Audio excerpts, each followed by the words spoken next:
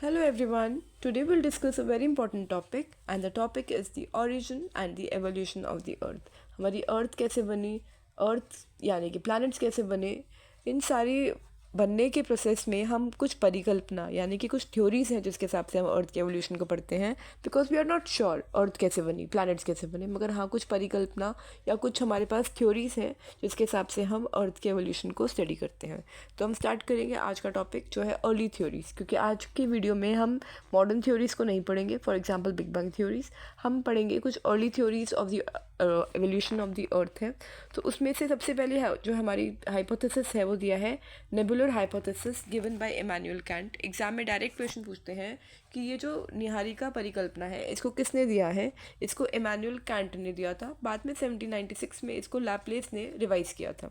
तो एग्जाम में अगर आएगा किसने दिया है तो डायरेक्ट क्वेश्चन है कि इसको लैपलेस नहीं इसको इमैनुअल कैंट ने दिया है।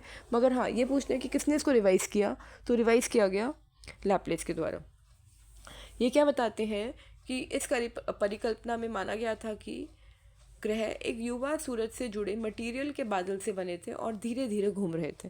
पहली चीज़ तो हमें ये समझनी है कि सन इनफैक्ट द प्लैनेट्स यानी कि सूरज और जितने भी ग्रह हैं अकॉर्डिंग टू नेबुलर हाइपोथेसिस, इस निहारिका परिकल्पना के हिसाब से ये बने हैं एक गैस और डस्ट से भरा हुआ एक बादल जो बहुत ही गहरा गहरा था। और जैसे ही वो अंदर की तरफ जो है ग्रेविटी की वजह से यानी कि गुरुत्वाकर्षण बल की तरफ अंदर जो है वो हैवी होता जा रहा था, और वो जो हैवी मटेरियल इनसाइड था दैट वाज सन।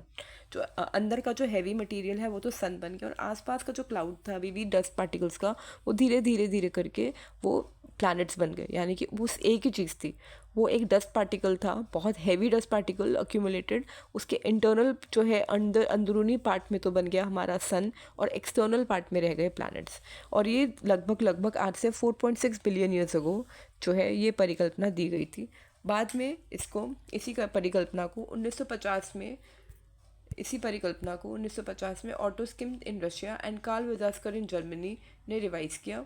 और उन्होंने क्या बताया कि वही जो है सोलर है हमारा सोलर नेबुला, मगर उसके आसपास कौन सी गैसेस बता दी हैं, हाइड्रोजन हीलियम। एक बार इसको हम स्टडी करेंगे फिर समझते हैं इसमें क्या बता रहे हैं। The considered that the sun was surrounded by solar nebula containing mostly hydrogen helium along with dust.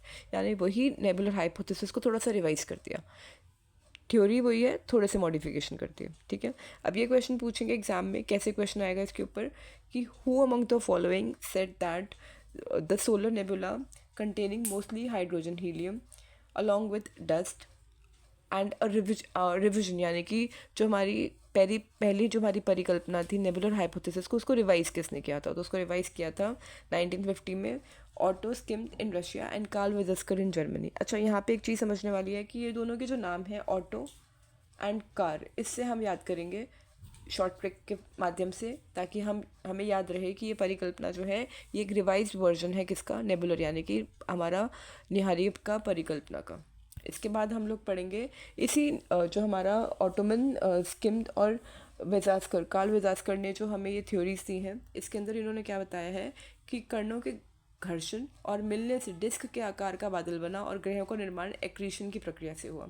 The friction and collision of the particles led to formation of a disc shaped cloud.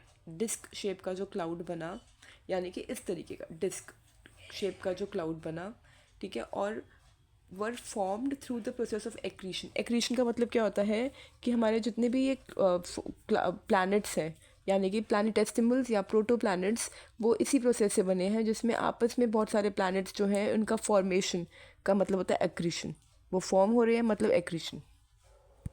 इसके बाद ये हमारे पास यहाँ पे एक image है जिसमें हमने देखा कि 4.6 बिलियन ईयर्स अगो हमारा नेबुलर हाइपोथेसिस जो है सोलर नेबुला, जिसमें solar system formed from a giant rotating cloud called nebula, solar nebula. तो हमारा पूरा का पूरा सोलर सिस्टम जो है वो इसी नेबुलर हाइपोथेसिस के हिसाब से, हमारा सोलर सिस्टम कम्प्लीटली जो है वो नेबुलर हाइपोथेसिस से बना है। ये जो है परिकल्पना दी गई थी इनिशियली, तो इसको दिया गया था इमैनुअल कैंट ने, धीरे धीरे रिवाइज होती चली गई, और जो जैसे जैसे रिवाइज हो रही थी तो और बेहतरीन तरीके से ये जो है अपनी क्लैरिटी को दिखा रही थी। इसके बाद फ्लैटनिंग ऑफ द डिस्क, वो जो डिस्क है वो फ्लैटन हो रहा है, यानी कि अब वो जो है क्लाउड्स फॉर्मेशन के लिए रेडी है। इसके बाद है हमारा 10 particles join together to form planetesimals या प्लैनेट्स। और मॉडर्न सोलर सिस्टम जो है, हम अगर अकॉर्डिंग टू हम बात करेंगे निहारिका परिकल्पना की, तो जो फोर्थ वाला इमेज है ये हमें जो है वो एग्जैक्ट दिखा रहा है कि दिस इज़ दी फाइनल यानी कि प्रेजेंट सिचुएशन। आज के टाइम पे हमारा जो सोलर सिस्टम है, जो हमारे ग्रह हैं यानी कि हमारा सौर मंडल है, वो इस तरीके से है। ये कौन सी हमारी थ्योरी थी? ये हमारी थ्योरी थी फर्स्ट, जिसको हम बोलते हैं नेबुलर हाइपोथेसिस। अच्छा, एक चीज़ और ध्यान रखने वाली है आज की डेट में, ये मैंने स्लाइड में ऐड नहीं किया, मैं आपको वैसे ही बता रही हूँ। आज की डेट में this is the widely accepted theory. इस थ्योरी को रिजेक्ट नहीं किया गया है आज की डेट में, ये वाइडली एक्सेप्टेड है क्योंकि ये पूरे सोलर सिस्टम की डिटेल्स को एक्सप्लेन कर रही है। हमारे पास एक और थ्योरी है, that is big bang theory. Big bang theory के बारे में आप शायद जानते भी होंगे, नहीं भी जानते होंगे तो हम आगे आने की क्लासेस में इसको लेंगे आने वाली क्लासेस में। जो बिग बैंग थ्योरी है ऑल्सो वाइडली एक्सेप्टेड, उसको भी एक्सेप्ट किया गया, मगर वो बात करती है द फॉर्मेशन ऑफ गैलेक्सी, यानी कि जो हमारी गैलेक्सी फॉर्मेशन हो रही है, यानी कि जैसे हमारी मिल्की वे गैलेक्सी है, आकाशगंगा है, तो इसकी जो फॉर्मेशन है उसके लिए तो वाइडली एक्सेप्टेड जो थ्योरी है, परिकल्पना है, वो है बिग बैंग थ्योरी। मगर अगर हम लोग हमारे सोलर सिस्टम यानी कि हमारे सौर मंडल की बात करते हैं तो nebular hypothesis is the widely accepted theory. तो दोनों की दोनों को अप्रूव किया गया है, दोनों एक्सेप्टेड है।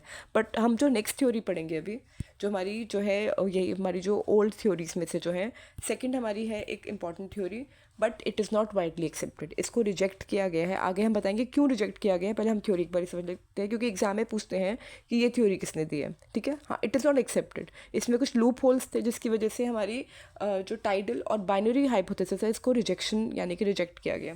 तो अब एक बार हम देख लेते हैं इसको कि इस थ्योरी में क्या बताया गया है। तो 1900 में, later in 1900, Chamberlin and Moulton considered a wandering star approach to सन।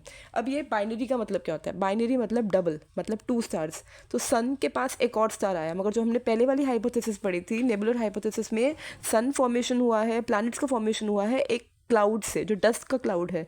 मगर ये वाली जो हाइपोथेसिस है हमारी टाइडल और बाइनरी हाइपोथेसिस, क्या कहती हैं कि 2 स्टार्स आपस में कोलाइड हुए, जिसमें एक सन है और एक कोई वॉन्डरिंग स्टार है, यानी कि ऐसे घूमता हुआ कोई स्टार आया, सन के पास आ गया, ठीक है। तो ये क्या कहते हैं कि नतीजन सोलर सरफेस से सिगार के आकार का, यानी कि एक सिगार शेप्ड एक एक्सटेंशन ऑफ मटेरियल जो है वो निकला from the solar surface. Solar surface में से एक अप्रोचिंग स्टार आया, जैसे फॉर एग्जांपल देयर इज सन, एक दूसरा स्टार सन के पास आया और सन को खींच के यानी कि पुल करता हुआ सन में से कुछ सामान वो निकाल के ले गया। और वो जो पुलिंग प्रोसेस में जो सामान जा रहा है उस टूटे हुए पार्ट से हमारे प्लैनेट्स बन रहे हैं, ठीक है। अभी हम इसको समझते हैं, फिर हम देखेंगे ये रिजेक्ट क्यों हुई है। As the passing star moved away, the material separated from the solar surface continued to revolve around the sun and it slowly condensed into planets। वो जो मटेरियल जो सन का निकला वो धीरे धीरे करके कंडेंस यानी कि वो सॉलिडिफाई हुआ, वो जमा, और जमने के बाद वो क्या बन गया? प्लैनेट्स बन गया, ठीक है। इसके बाद हम देखेंगे इसमें कुछ बातें नोट करने वाली हैं कि इसका नाम टाइडल क्यों पड़ा, यानी कि ज्वारीय, ठीक है। और इसका नाम जो है वो बाइनरी क्यों पड़ा? बाइनरी तो इसलिए पड़ा क्योंकि ये 2 स्टार से रिलेटेड है, एक सन और एक वॉन्डरिंग स्टार। और इसका नाम टाइडल यानी कि ज्वारीय क्यों पड़ा?